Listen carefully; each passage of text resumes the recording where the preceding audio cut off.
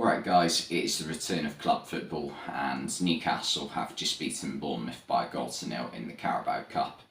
And yeah, not an amazing game. Definitely, I'm not sure about definitely, but it might just have been a step down in quality from the World Cup final.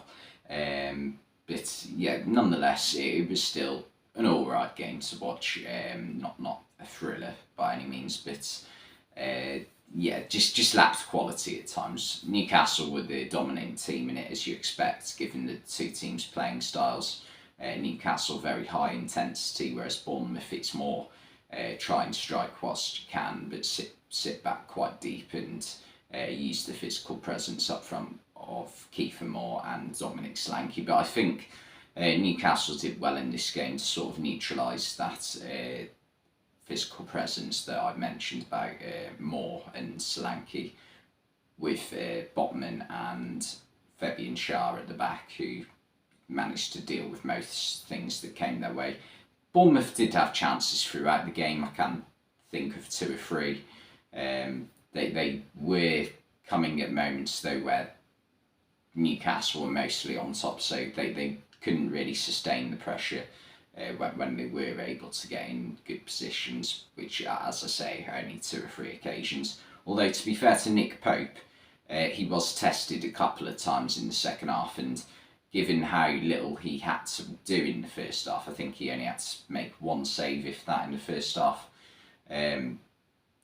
He did quite well because they were good saves, or on the second one, a good block anyway, rather than an actual save because it was that close range.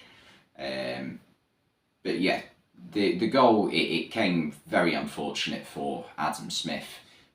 Ball into the box, and he's gone up to win the header, and yeah, sometimes that happens. Sometimes the ball just doesn't go the way you want it, especially if you've got pressure from an opponent, like he did. I can't remember who it was who was giving him the pressure, but I think it might have been Joe Linton, which, I mean, it isn't. He's done well to win the ball, to be fair, but not done so well to head it into his own net. But yeah, Newcastle, they created a few chances throughout the game, tested Mark Travers on quite a few occasions, and had a lot of possession of the ball. You could tell by far that, like, the best footballer, the best 2 or 3 footballers on the pitch were Kieran Trippier, Bruno Guimaraes and Callum Wilson. They just were the 3 that stood out to me in this game. However, I think we have seen a contender for sitter of the season by one of the players of the season so far, in Miguel Almiron on the stroke of half time, having that ball played through to him at the back post, and he's got to score that opportunity.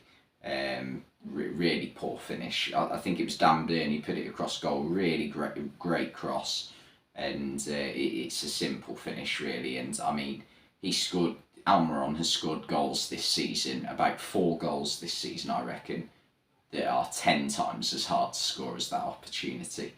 He must have been kicking himself at half time after that one didn't go in. And I mean, is now like the World Cup breaks over, has he just lost all of his momentum and gone back to the old Almiron that we know? And well, love's a strong word now.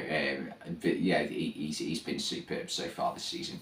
Hopefully he can keep it up in the second half of the season, because he's been a joy to watch so far. Tonight though, not so great. I thought Newcastle, when they brought Saint-Maximin on and put him on the left wing, it felt a bit more natural rather than having Joe Linton on the left wing, because Joe Linton didn't have a bad game first half. I thought he was better when he got moved into central midfield.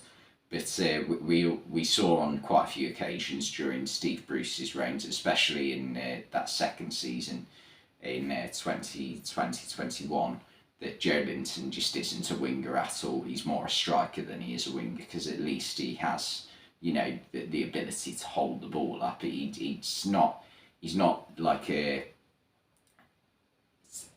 nimble, skillful player. He just can't zip in and out between players like Saint-Maximin can. So that's why when he came on the pitch, he made a bit of a difference for Newcastle.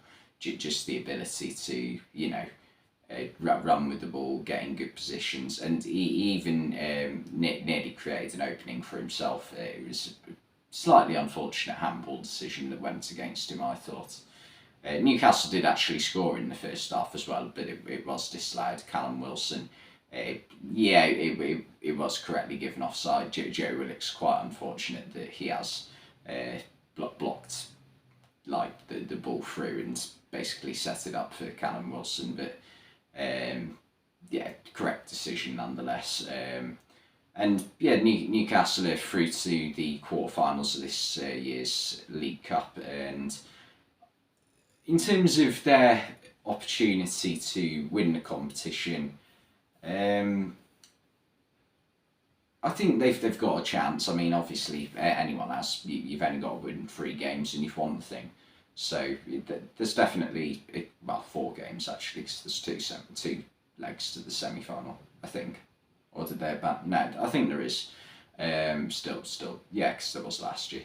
But yeah, I just think now they've gone this far in the competition, you may as well go for it, because some people were claiming that because Newcastle haven't got the biggest squad ever or the biggest depth in quality ever, like, you know, the traditional top 6 have, they might struggle if they are playing more games this season. Having said that, though, they haven't got any European football, so I think they can, you know, let themselves give this League Cup a go, as well as trying to do as well as possible in the Premier League, try and maintain a top 4 spots for as long as possible if they can.